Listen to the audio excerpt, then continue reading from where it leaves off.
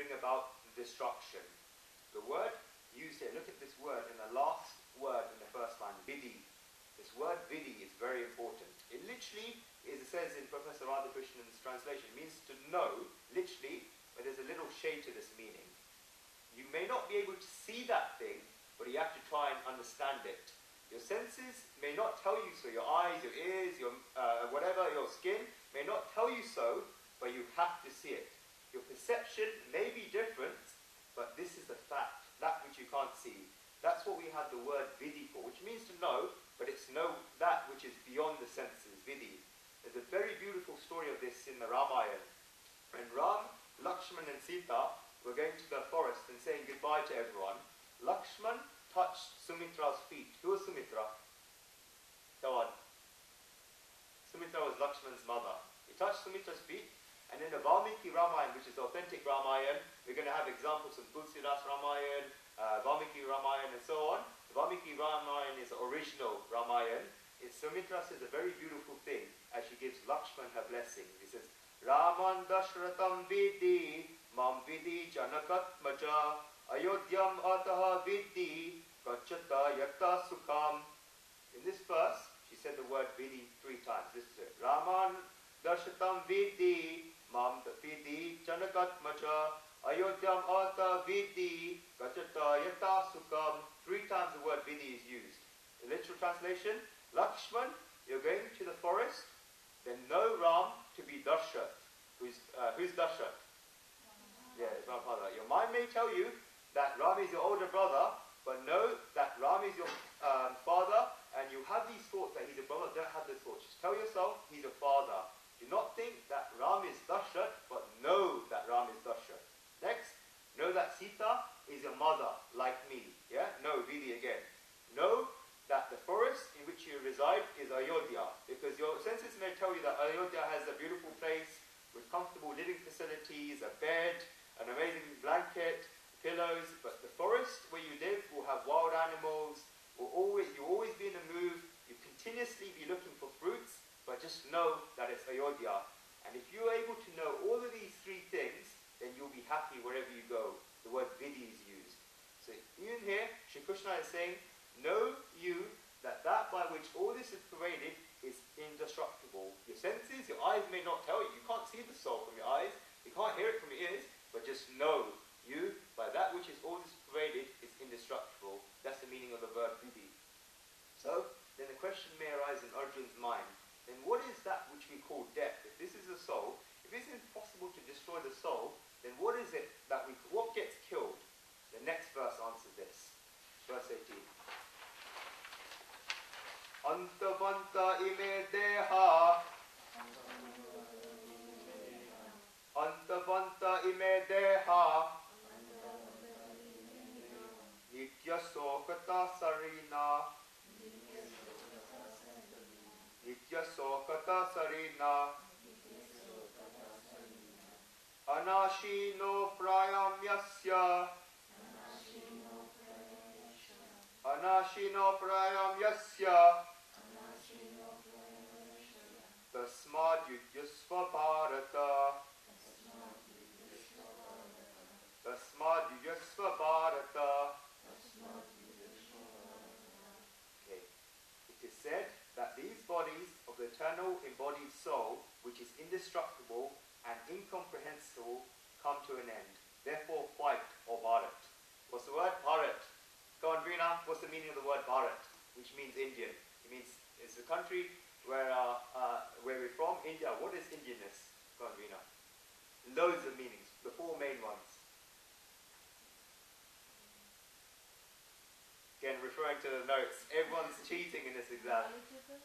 Huh? Knowledgeable. The one who's attracted to light. One who's attracted to beauty. Not beauty of looks, but beauty of thought. One who has a habit of experimentation. And one who has light with him, who has that radiance, he gives that radiance to others.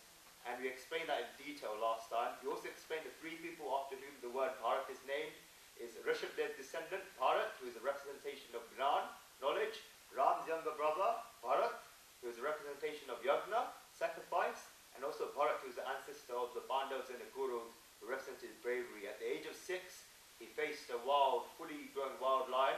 I told last time I faced in Prina, seen the photos. My friend that also saw the photos. I faced one when I was 24, and that was half wild, half tame. But this lion, age of 6, he told the lion, let me count your teeth. This is how brave he was. So the person who's Bhārat is brave, knowledgeable, and has yajna, sacrifices everything for God. We explained yajna, the explanation of number 18 last time. So those 3 things and the 4 things we explained earlier, that's Bhārat. So it is the bodies that get destroyed and come to an end.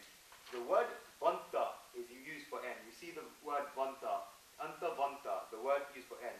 So we see the word vanta used in various Sanskrit words such as dhanavanta, which means the end of wealth, yashavanta, which means the end of fame, and manavanta, which means the end of status.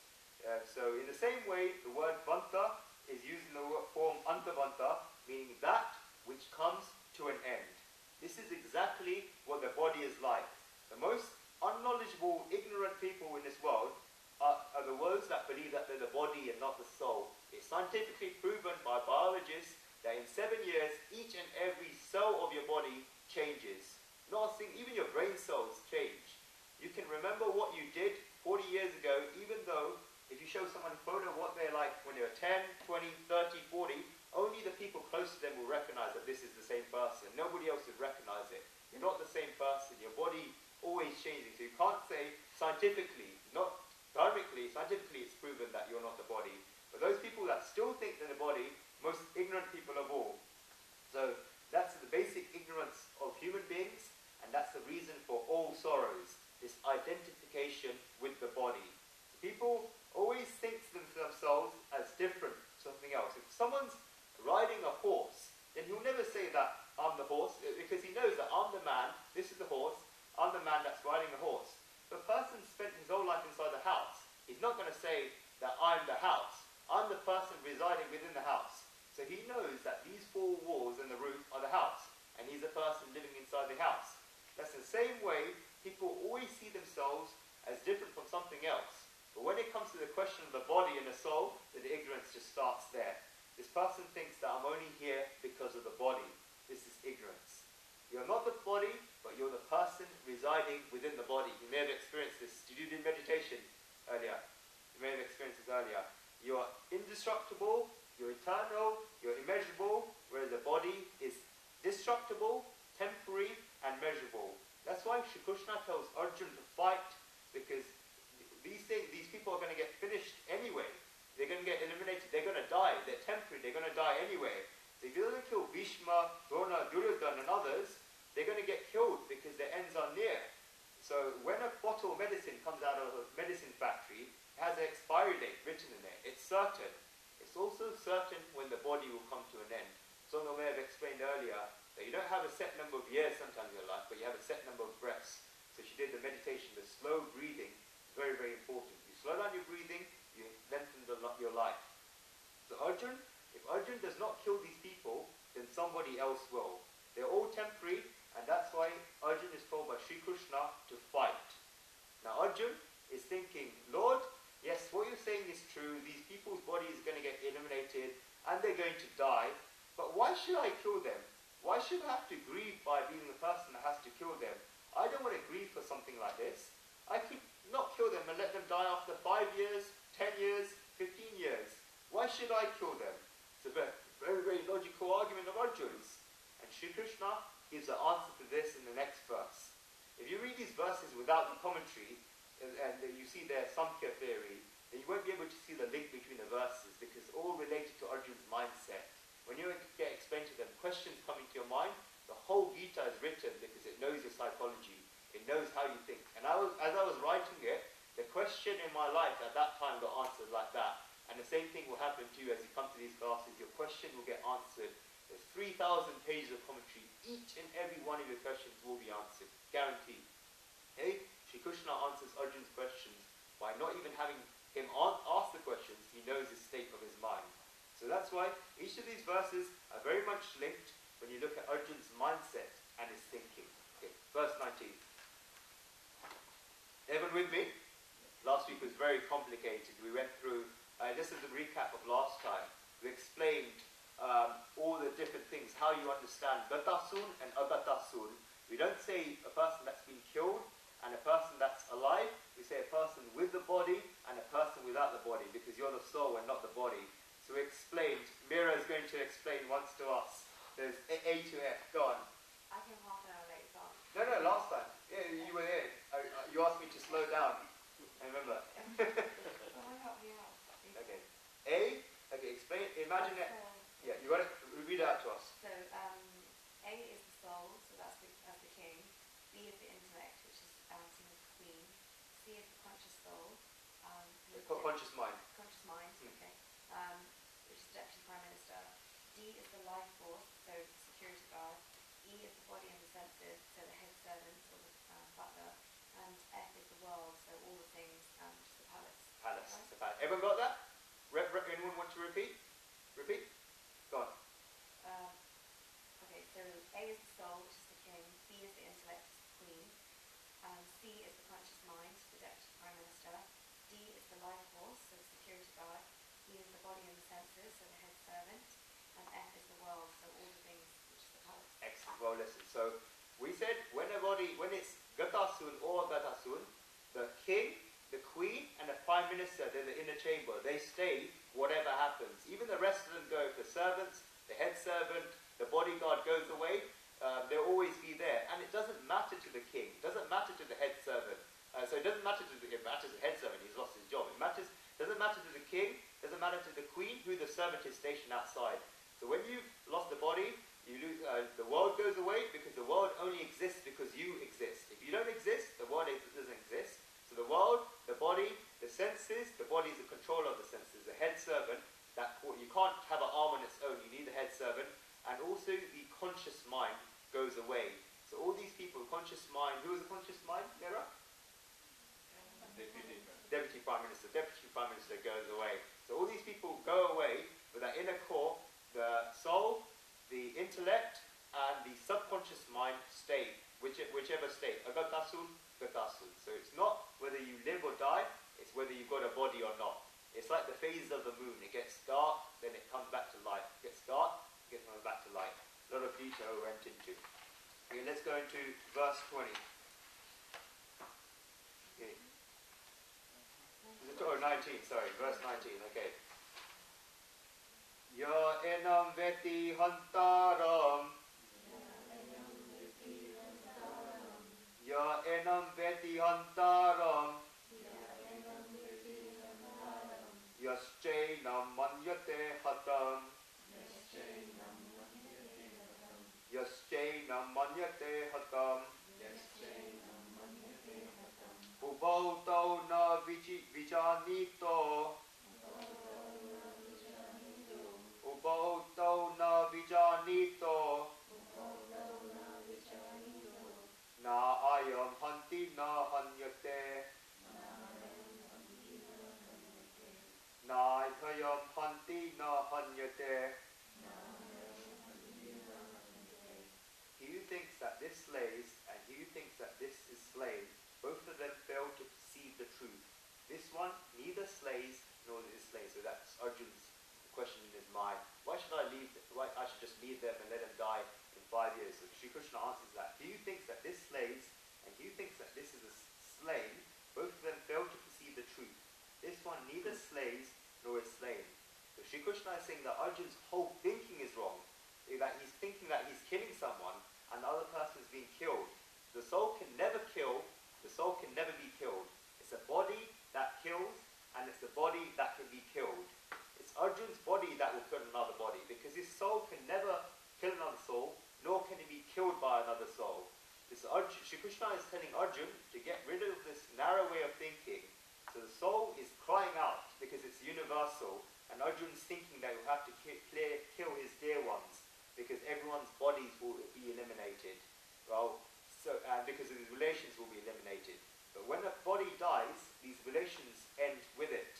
But therefore, Arjun should not need to worry about it, because he's not the body, and therefore the body doesn't have these relations. It's the soul. And he has a relationship with everyone else because he's the same as them. They're all souls.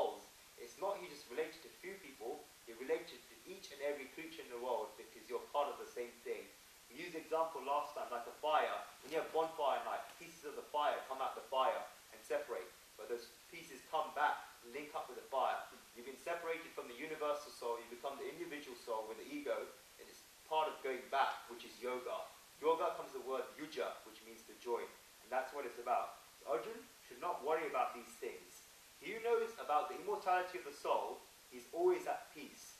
This 18th and 19th verse come in a slightly amended form in the Katha Upanishad. In that same way, is that where the soul gets a form, and for a short time, it has these happiness, pleasures and pain, but there's no reason to be happy, because the soul just becomes with form and becomes formless again. The soul's the same, it's just that form and that body that changes. And therefore, there's no reason to cry either when you get that body and hence those pleasures and those pains. So you must learn to just have this in the mind. Whenever you get that pay slip, or whenever you get that rude email, just think that this is the body, these are relationships, contacts with material objects. Not material objects, but matter. You gave the definition earlier. Matter, matra. Okay, verse 20 now. We're keen to get through this verse. Na jayate miryate bhakatachin. Na jayate miryate bhakatachin. Na ayam bhutva bhavita va na bhuya. Na ayam bhutva bhavita va na bhuya. Ajo nitya shasvato yam purano. Ajo nitya shasvato ayam purano. Na hanyate hanya mane sharire. Na hanyate hanya mane sharire. He is never born, nor does he die at any time, nor having once come to be, will he again cease to be. He is unborn, eternal, permanent, and primeval. He is not slain when the body is slain. So the Lord here is repeating exactly what he said before, but in a different way. The soul doesn't go away with the body. When the body comes back and goes back again, and when the next body comes, the soul is continuous. It's always there. The soul has been around forever, and therefore it's not old, it's not new, it's always been there. So Sri Krishna is telling Arjuna to understand the soul, it's not new, it's not old, it's permanent, it's primeval, it's unborn, it's eternal. Emerson, who knows about the thinker Emerson in America?